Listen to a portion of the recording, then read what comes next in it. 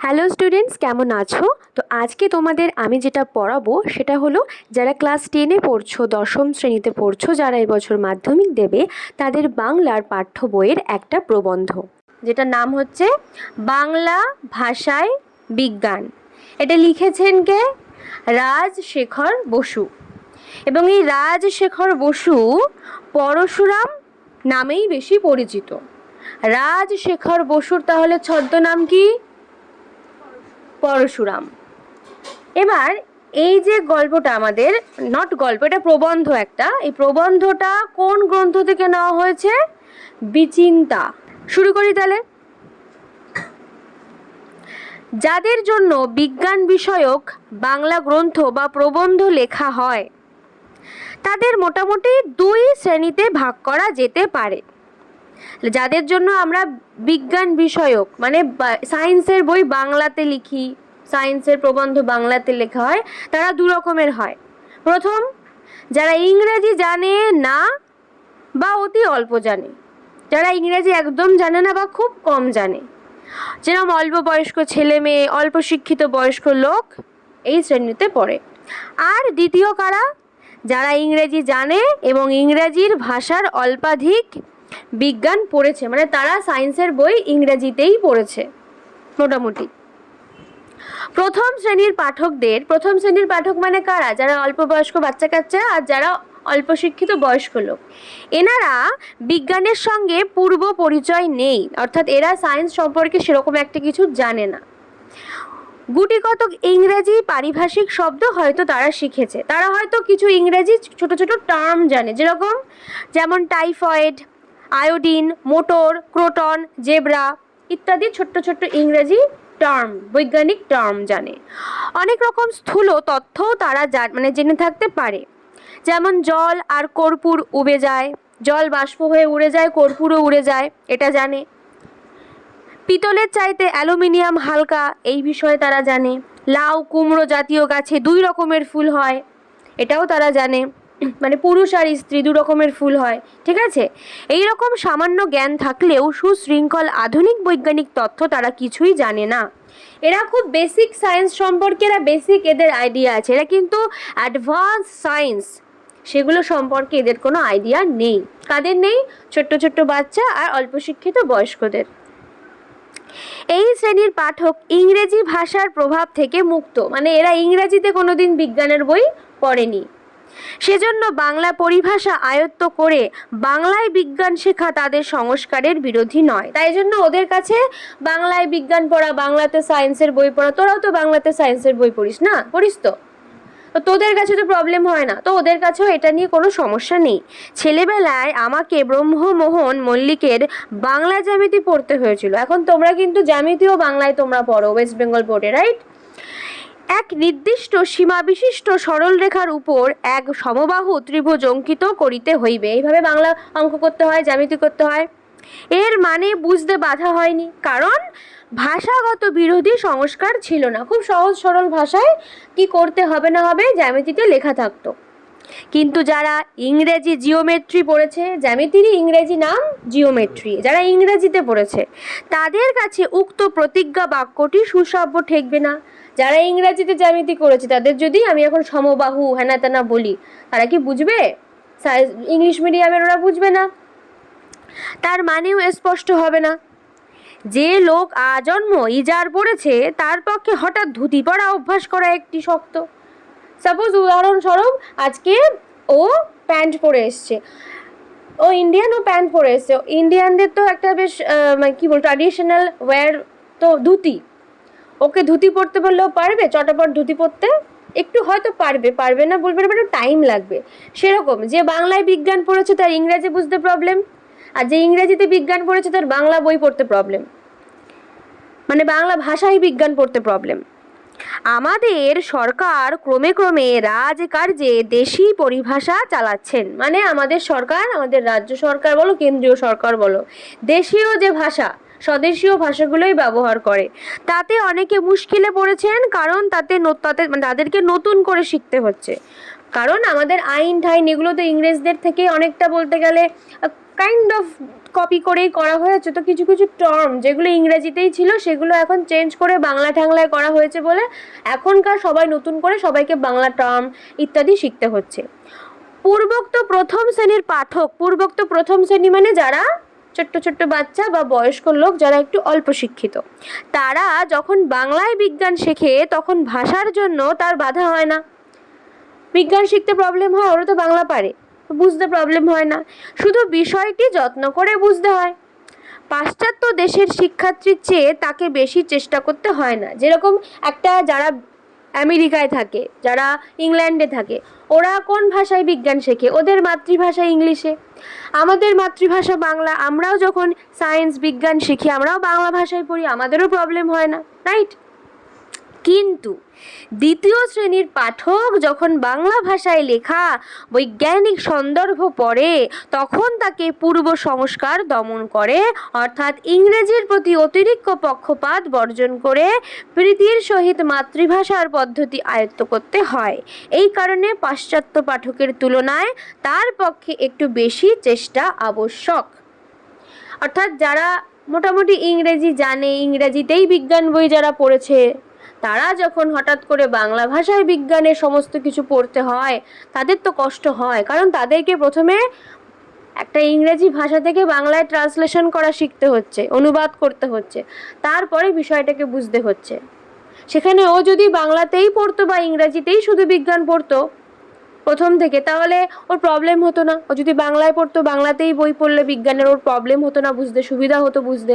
কিন্তু ও এতদিন ইংরেজি পড়ে এসছে, এখন ওকে যদি বাংলায় বিজ্ঞানের বই ধরিয়ে দেওয়া হয়, ও কি ভাষা বুঝতে পারবে? সহজে পারবে না। তাহলে আমরা তো ইংল্যান্ড আমেরিকার ছেলে মেয়েদের থেকে পিছিয়ে পড়বো, কারণ আমাদের একটা ভাষার প্রবলেম এসে যাচ্ছে। বাংলা ভাষায় বিজ্ঞান চর্চায় এখনো নানা রকম বাধা আছে। এই যে আমরা যে বাংলা ভাষায় বিজ্ঞানের বই পড়ি, এটাতে অনেক প্রবলেম আছে। বাংলার পারিভাষিক শব্দ প্রচুর নেই, মানে অনেক অনেক ইংরেজি টার্ম আছে যেগুলোর বাংলা টার্ম এখনো হয়নি, তৈরি হয়নি। এই যে আমরা এখন বলি যে কোয়ারেন্টাইন, এই যে করোনার সময় আমরা বলছি কোয়ারেন্টাইন, এখন এই যে মিম দেখো তোমরা, এগুলোর বাংলা মানে আছে? সেরকমভাবে বাংলা মানে তৈরিই হয়নি। তো অনেক বৎসর পূর্বে বঙ্গীয় সাহিত্য পরিষদদের সঙ্গে সংশ্লিষ্ট কয়েকজন বিদ্যোৎসাহী লেখক নানা বিষয়ের পরিভাষা রচনা করেছিলেন। অর্থাৎ অনেক অনেক সাবজেক্ট, সেই সাবজেক্টগুলোর অনেক অনেক টার্ম থাকে, ইংরেজিতে অনেক অনেক টার্ম থাকে, যেরকম ভয়েস চেঞ্জ, ন্যারেশন চেঞ্জ, এগুলোর বাংলাও তো হওয়া উচিত। কিছু কিছুর বাংলা আছে, কিছু কিছুর বাংলা এখনও আবিষ্কার হয়নি।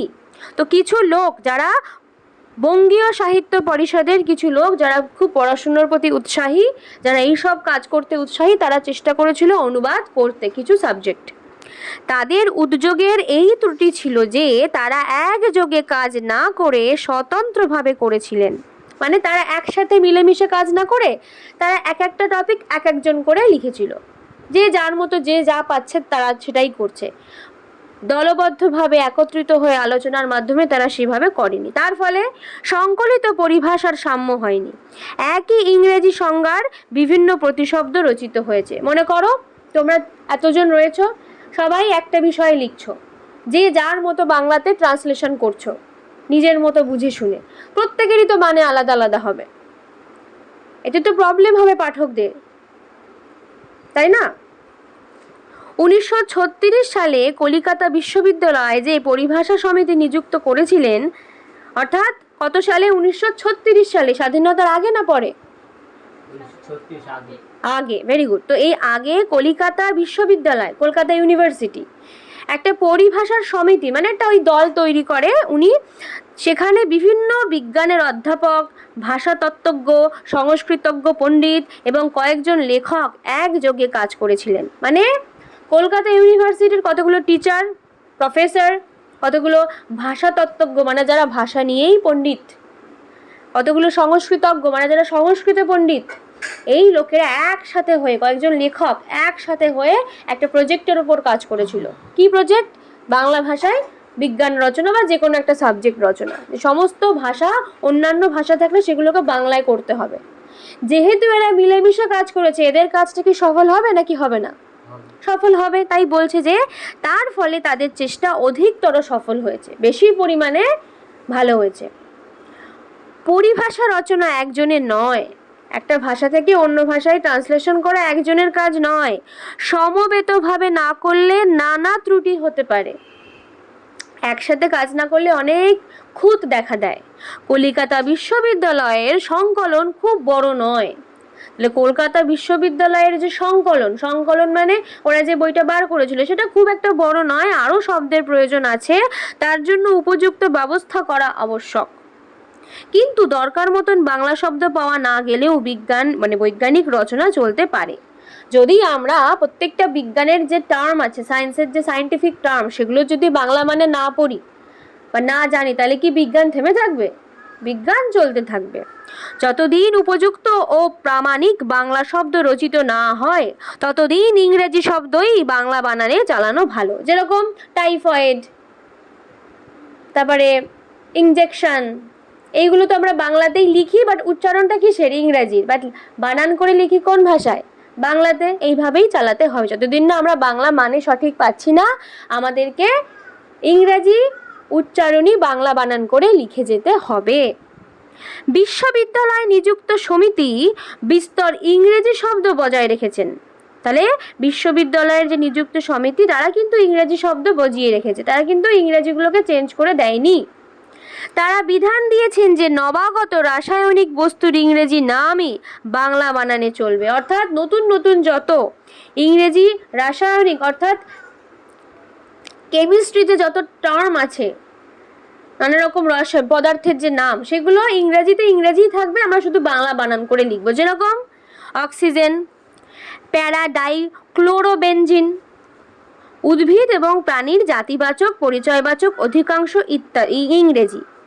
অর্থাৎ উদ্ভিদ আর প্রাণীর যে বলে না যে ওই বৈজ্ঞানিক নাম, সেগুলো কিন্তু সবই বেশিরভাগই ইংরেজি, তাই না? তো যা সার্বজাতিক এবং ইন্টারন্যাশনাল নামও বাংলায় চালানো যেতে পারে। যেরকম ম্যালভাসি, ফার্ন, আর্থ্রোপোডা, ইনসেক্টা, এই যে ইংরেজি যে নাম, সায়েন্টিফিক টার্ম এক একটা প্রাণী আর এক একটা উদ্ভিদের, এগুলো কিন্তু আমরা বাংলাতেই বানান করে লিখতে পারি। পাশ্চাত্য দেশের তুলনায়, পাশ্চাত্য মানে পশ্চিম দিকের দেশ, আমেরিকা, ইংল্যান্ড, এইগুলো পশ্চিমের দেশের তুলনায় আমাদের এদেশের জনসাধারণের বৈজ্ঞানিক জ্ঞান নগণ্য। আমরা কিন্তু ওদের দেশের তুলনায় অনেক কম বিজ্ঞান জানি। হ্যাঁ, পড়াশুনো করে হয়তো বড় হলে আমরা অনেক কিছু জানতে পারি, বাট তোমরা এখন ক্লাস 10-এ পড়ো, তোমাদের যে সায়েন্সের যে একটা জ্ঞান রয়েছে তার থেকে পশ্চিমের দেশের ছেলে মেয়েদের জ্ঞান কিন্তু বেশি, মোটামুটি হলেও একটু বেশি। প্রাথমিক বিজ্ঞানের সঙ্গে কিঞ্চিত পরিচয় না থাকলেও কোনো বৈজ্ঞানিক সন্দর্ভ বোঝা কঠিন। যদি তোমাদের প্রাথমিক বিজ্ঞানের কিঞ্চিত পরিচয় না, তোমরা বেসিক যদি সায়েন্স না জানো, তাহলে কিন্তু বড় বড় বৈজ্ঞানিক সন্দর্ভ কিন্তু বোঝা কঠিন। প্র্যাকটিক্যাল অনেক উদাহরণ স্কুলে কিন্তু দেখায় না সেইভাবে, না? তাই জন্য বড় বড় টার্ম আমাদের বুঝতে প্রবলেম হয়, বড় বড় বিষয় বুঝতে প্রবলেম হয়। ইউরোপীয় এবং আমেরিকায় পপুলার সায়েন্স লেখা সুসাধ্য এবং সাধারণে তা সহজেই বোঝে। ওরা সায়েন্সের অনেক ব্যাপার, অনেক সায়েন্টিফিক পরীক্ষা নিরীক্ষা ওরা বই লিখে ছাপায় এবং মোটামুটি সবাই সেগুলো বোঝে। কিন্তু আমাদের দেশের বর্তমান অবস্থা তেমন নয়। বয়স্কদের জন্য যা লেখা হয় তাও প্রাথমিক বিজ্ঞানের মতন গোড়া থেকে না লিখলে বোধগম্য হয় না। হঠাৎ করে যদি আমি এখন মাইক্রো অর্গানিজমের ব্যাপারে একটা কোনো পেপারে লেখা দেখিস, ফট করে কিন্তু বুঝবি না, তাই জন্য, এবং বয়স্করাও বুঝবে না, তাই জন্য কি করতে হয়, সে গোড়া থেকে লেখা লিখতে হয়, তাহলে গিয়ে মানুষ বোঝে। হঠাৎ করে কোনো টার্ম বললে বোঝে না, একদম শুরুর থেকে বাচ্চাদের মতো করে যেভাবে বোঝায় সেইভাবে শুরু করে বোঝাতে হয়, তাহলে বয়স্করা বোঝে এবং বাচ্চারা বোঝে, আদারওয়াইজ কেউ বোঝে না। এটা তো একটা প্রবলেম। জনসাধারণের জন্য যারা বাংলায় বিজ্ঞান লেখেন তারা এই বিষয়ে অবহিত না হলে তাদের লেখা জনপ্রিয় হবে না। যারা লিখছে তারা যদি এই সমস্ত জিনিস না ভেবে লেখে, ওরাও জানে যে ওদের লেখা পপুলার হবে না। আমি আমার মতো করে লিখলাম, যেটা যারা বিজ্ঞান জানে শুধুমাত্র তারাই বুঝবে, এরকম করে যদি লেখে আমাদের দেশে, ভারতবর্ষে কেউ বুঝবে না, কেউ ওনার লেখা পড়বেই না, এটা ওরাও জানে যারা লেখে। তাই জন্য অবশ্য কালক্রমে এদেশে বিজ্ঞান শিক্ষার বিস্তার হলে এই অসুবিধা দূর হবে। আজকে যে সময়ে দাঁড়িয়ে আমাদের লেখক প্রাবন্ধিক যে লিখেছে, ধরো 1955 সালের দিকে, ঠিক আছে। তো সেই সময় একটা ব্যাপার ছিল যে অনেকে বিজ্ঞান বুঝতো না। আজকে কিন্তু অনেক ইমপ্রুভ করেছে আমাদের দেশের ছেলেমেয়েরা, তাই না? অনেক ইমপ্রুভ করেছে। এখন ইউটিউব কত কিছু এসে গেছে, সবাই দেখছে অল টাইম। কত বৈজ্ঞানিক, কত পরীক্ষা নিরীক্ষা সবাই ইউটিউব শর্টে তো অবশ্যই দেখে ছেলেমেয়েরা, তাই না? সবাই মোটামুটি জানে কেন কি জিনিস হচ্ছে না হচ্ছে, কোন রাসায়নিক বিক্রিয়ার ফলে কি তৈরি হচ্ছে, ফিজিক্স, কেমিস্ট্রি, মোটামুটি সবার বেসিক জ্ঞান আছে সেই সময়ের তুলনায়। তো এটাই বলছে যে পরবর্তীকালে হয়তো এরকম প্রবলেমটা অনেক কমে যাবে, তখন বৈজ্ঞানিক সাহিত্য রচনা সুসাধ্য হবে। তখন কি হবে না, বিজ্ঞান নিয়ে যে সাহিত্য সেগুলো বানানো সুবিধা হবে। বিজ্ঞান আলোচনার জন্য যে রচনা পদ্ধতি আবশ্যক তা অনেক লেখক এখনো আয়ত্ত করতে পারেননি। যারা বিজ্ঞান নিয়ে লেখে বই, তারা জানেই না ঠিকঠাক করে যে কীভাবে বিজ্ঞান নিয়ে বই লিখতে হয়, কোন কোন ভাষা, কীরকম ওয়ার্ডস ইউজ করতে হয়। অনেক স্থলে তাদের ভাষা আড়ষ্ট, এত কঠিন করে দেয় বিজ্ঞানের কিছু কিছু বাংলা টার্ম ইংরেজির আক্ষরিক অনুবাদ হয়ে পড়ে, যেটা পুরোপুরি ইংরেজি থেকে বাংলায় ট্রান্সলেশন করেছে। লেখা দেখলে এরম মনে হয়।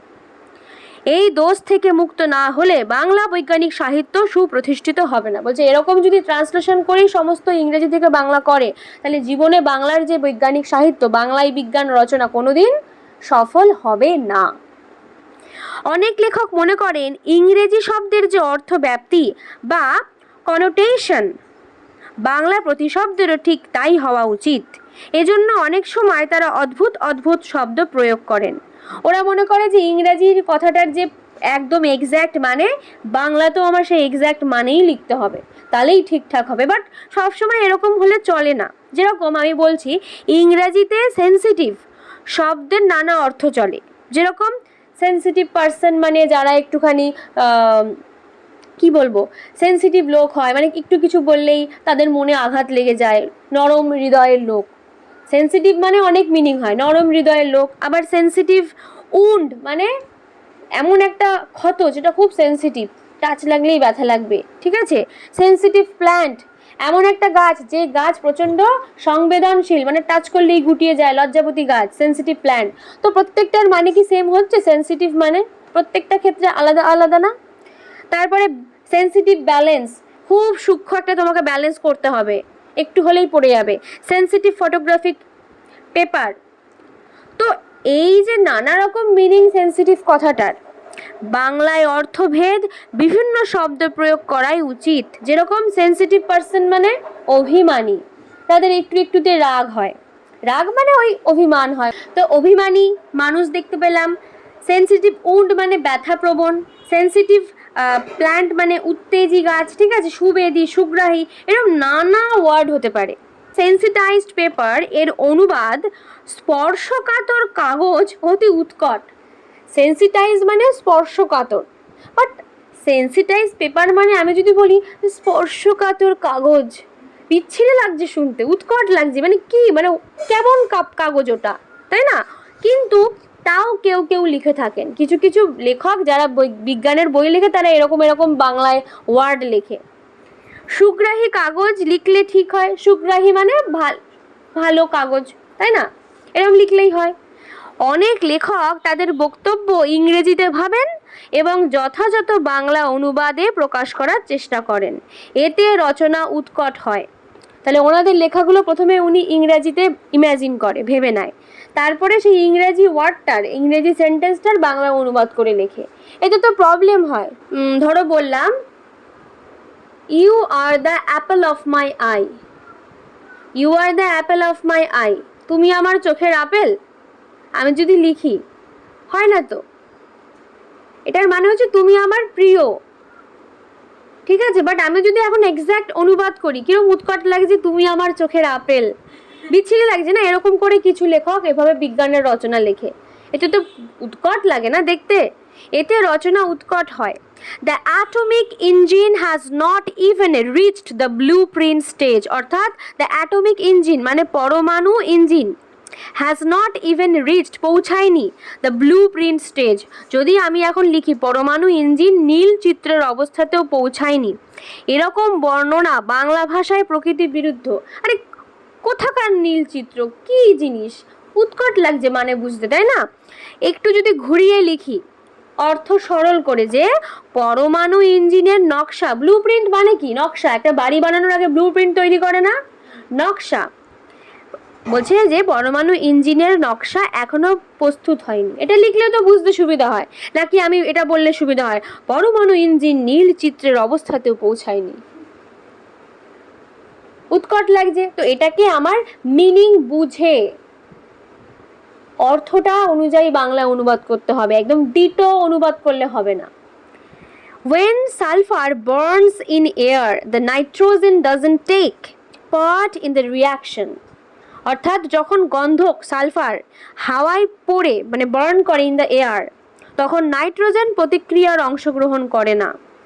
এরকম মাছি মারা নকল না করে যদি আমি লিখি যে নাইট্রোজেনের কোনো পরিবর্তন হয় না, তাহলেই তো হয়।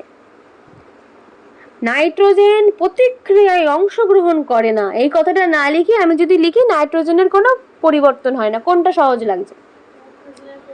হ্যাঁ, নাইট্রোজেনের কোনো পরিবর্তন হয় না। তো এরকম সহজ সরল ভাষায় আমি লিখবো, তা না আমি একদম ডিটো অনুবাদ করছি। এটাতে কি হয়, এরম লিখলে প্রবলেম হয়। যদি লিখি নাইট্রোজেনের কোনো পরিবর্তন হয় না, এরম লিখলে বাংলা ভাষা বজায় থাকে। আমাদের লেখক, আমাদের যে প্রাবন্ধিক অর্থাৎ রাজশেখর বসু বারবার এটাই বলতে চাইছে যে বিজ্ঞান যখন আমি লিখছি বাংলায়, একটু বুঝে শুনে লিখি, একদম ডিটো অনুবাদ না করলেই চলে। অনেকে মনে করেন পারিভাষিক শব্দ বাদ দিয়ে বক্তব্য প্রকাশ করলে রচনা সহজ হয়। এই ধারণা পুরোপুরি ঠিক নয়। স্থান বিশেষে পারিভাষিক শব্দ বাদ দেওয়া চলে। যেরকম অমেরুদণ্ডীর বদলে লেখা যেতে পারে যেসব জন্তু শীত দ্বারা নেই। আমি এখন কঠিন করে বলছি অমেরুদণ্ডী প্রাণী, সহজ ভাষায় আমি বলতেই পারি যে প্রাণী শীত দ্বারা নেই। কিন্তু আলোক তরঙ্গর বদলে আলোর কাঁপন, আলোর নাচন এরম লিখলে কিন্তু মানে জাস্ট সহজ হয় না বিষয়টা। কিছু কিছু সময় আমাদের কঠিন ওয়ার্ড সহজ করে লেখা উচিত, বাট কিছু কিছু সময় না লিখলেই সেটা বেটার হয়। যেরকম আলোর তরঙ্গ, আলোর তরঙ্গ মানে কি? আলো এরকমভাবে যায়, আলোর তরঙ্গ আলো যেই দিক থেকে যায়, আমি এখন যদি আলোর যাওয়াটাকে আমি আলোর নাচন, আলোর কাঁপন এসব লিখি, বাজে লাগবে না? পরিভাষার উদ্দেশ্য ভাষার সংক্ষেপ এবং অর্থ সুনির্দিষ্ট করা। তাহলে পরিভাষার উদ্দেশ্য কি? পরিভাষা কেন মানুষ ব্যবহার করে? পরিভাষার কাজ কি? কোনো বড় কথাকে ছোট্ট করে এবং সংক্ষেপে সুনির্দিষ্ট করা, ঠিকঠাক করে বোঝানো। যদি বারবার কোনো বিষয়ের বর্ণনা দিতে হয় তবে অনর্থক কথা বেড়ে যায়, তাতে পাঠকের অসুবিধা হয়।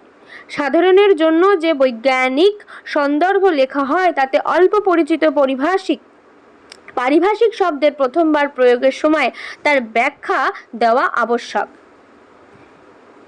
কিন্তু পরে শুধু বাংলা পারিভাষিক শব্দটি দিলেই চলে।